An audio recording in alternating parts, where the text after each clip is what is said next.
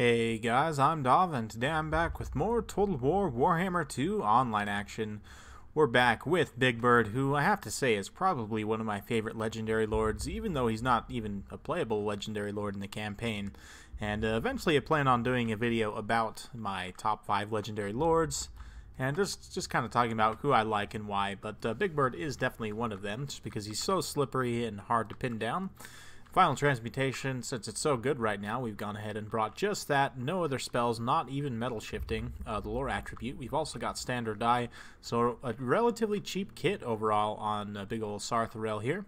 We're fighting up against the Wood Elves, so Sarthrel is pretty much auto-pick here, considering that he has the heavy missile resistance. He also has magic resistance, which, I mean, most of the Wood Elf missiles no longer do magic damage. There are still some that do, however, like notably the Glady herself does magic damage, so of course if she chooses to expend her ammunition shooting at him, it's going to do very little damage. So, back him up, we've got a huge line of Marauders. We've got 5 Chaos Marauders with 4 Forsaken out towards the flanks, 2 Aspiring Champions for leadership support, 3 units of Chariots, and 2 units of Hounds. One of them is Poison, and I believe one of them is not Poison, because I didn't quite have the money. Oh, it looks like they're actually both Poison, so good stuff. And we've also got 2 units of Marauders with throwing axes, just in case of Durthu or another tree-type unit. So let's go ahead and take a look at my opponent's build here. He's got a very heavy force of Sisters of Thorn, who are a very nice unit. You guys know I'm a big fan of these guys. One of the best kind of hybrid units in the game, in my opinion. Great skirmish cav, do a lot of damage, can do a lot of damage in melee, have massive missile resistance, and a couple support buffs. Very, very useful units. We've got a front line here of Eternal Guards with shields. They've been given quite a few chevrons to give them better melee defense, up to 53 melee defense for these guys. Very good stuff. Great leadership as well. We've also got a few Glade Guards with Starfire Shafts, looks like 2. A couple of War Dancers with Azrai Spear. Branch Wraith is the caster here. He's going to be taking Earthblood and Penumbral Pendulum, both very good spell choices. That's exactly what I take. And we've also got a Glady on a horse, so also very good. She's got Arrows of Kurnos, which I personally am not a huge fan of, but it's, you know, not the most gold at the end of the day, and Prey of Anathrema as well. So good stuff. Let's go ahead and kick things into full gear, and we'll watch how the battle unfolds. So, right off the bat, just going to be pressing forward. I mean, this is very much a rush-type build. Huge infantry line just meant to kind of push in, and the Forsaken are going to envelop. As soon as I discover these Sisters of Thorn, we're going to fold back and then countercharge again and bring in the Forsaken for support. Honestly, the Forsaken will take a lot of damage if my opponent cycle charges effectively, but if he leaves these Sisters of Thorn in sustained combat here, he's going to take a lot of damage.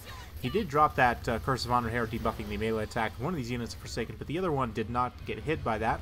Meanwhile, the mainline fight's just about to go down here. You can see this huge line of Marauders just crashing into the Eternal Guards here. Going to be meeting in brutal combat in the front line. Now, I do have enough unit models to push around, and this is the one thing about this Chaos build. What it's kind of designed to do is it just has so much to throw at you. I now have this flank in the Forsaken. My opponent dropping a very nice Penumbral Pendulum there is probably going to rout off these 2 units of Chaos Marauders. You can see this one already giving up the fight. This one, the same thing, but we're going to be pressing through with the Chariots. Since these Spearmen have lost their bracing bonus, we just push immediately through and bring in Big Birds. So the shock damage combined with the terror, I'm hoping to just get a break here in the center line. That allows me to then kind of ping-pong around in the back line with the units of Chariots and do a lot of shock damage to these light troops. Because, of course, most Wood Elf infantry, be it skirmish or even their anti-large troops like War Dancers and Eternal Guard, are all relatively light in mass, so the Chariots can effectively push through them and do a lot of shock damage on the charge. You can see we're going to be coming back around for some rear charges and just kind of throwing these Chariots willy-nilly all over the place. Rear charging into some Eternal Guards here and then immediately turning and pulling right out. That's one of the things with Chariots is they do the most damage on the impact, so you really have to keep them rolling if you want them to do the most amount of damage. So what I recommend in a situation like this, and even some higher level players struggle to use Chariots effectively, so this is really my advice to you, is you just need to ping pong them around. So like right now, grab a charge order with these guys, grab these guys, issue a charge order here, grab another unit, issue a charge order here, grab another unit, issue a charge order here, and then you have them all in a control group, so you select the entire control group and then collapse back into a single target. Like, let's say these Eternal Guards here, if they don't end up being terrified away, which they likely will at this point, but then you can just collapse all 3 units back, you know, towards the center, and just by continuously getting that kind of back and forth motion, you know, ping-ponging around to different targets, even in a triangular motion or whatever, you know, just the fact is you have to keep it moving, and just issuing charge orders onto different targets will make sure that they keep moving and allow your chariots to be effective. So we're going to keep doing that just through this backline here. You can see these Eternal Guards taking a ton of shock damage from these chariots, and because I have so much infantry that can kind of tie up my opponent's stuff, it's going to end up really punishing him with the chariots. Because I have his Sisters of Thorn pretty well wrapped up on this flank, I'm probably going to lose this battle because my opponent's been cycling in and out pretty effectively here, but we have been able to do some damage to the Sisters of Thorn, and we've tied him up long enough that we've broken up a lot of this infantry line. We've turned it into, no pun intended, chaos, and that's honestly where this type of build will thrive. You can see, even though we're charging into anti-large armor-piercing troops, I'm still able to do a ton of shock damage, and the Wood Elves just don't have the mass. Even the elite troops like War Dancers just don't have the mass to stand up chariots like this. Big Bird can kind of charge around at will, as well as he has a very heavy mass. And I believe, looks like a Curse of Onrare being dropped. I don't know if I've already dropped that final transmutation on the Glady. I believe I have. Looks like she has taken some damage, but one thing about Sisters of Thorn is they do a lot of shock damage on the charge. They also have that heavy missile resistance, so against troops like Marauders, you know, the Marauders are really going to struggle to do any kind of damage to them. So what I do here is I use the chariots to pin him in place and then hit him with Big Bird. Because he does magic damage, he's not going to be subject to their physical resistance, so you can see he'll just start dropping unit models left and right here. So he kind of swings his staff and karate smacks him in the head, just gives him the quarterstaff style. So very cool stuff, and although the Chaos Chariots will take a lot of damage in this particular engagement, it also bogs them down and allows these anti-large troops to then kind of countercharge and get on them. There's only a tattered unit of Eternal Guard here. A lot of the other anti-large troops in the vicinity are all tied up, so it's a relatively safe engagement for me. You can see I'm able to do a lot of damage to these Sisters of Thorn and finish off the one unit here with the Terror. And because they have relatively low unit models, Big Bird does a lot of damage to unarmored targets, and that physical resistance, I mean, Big Bird is just the last case scenario, the last one the Sisters of Thorn want to be fighting in melee. So yeah, he's definitely going to give these ladies the business here.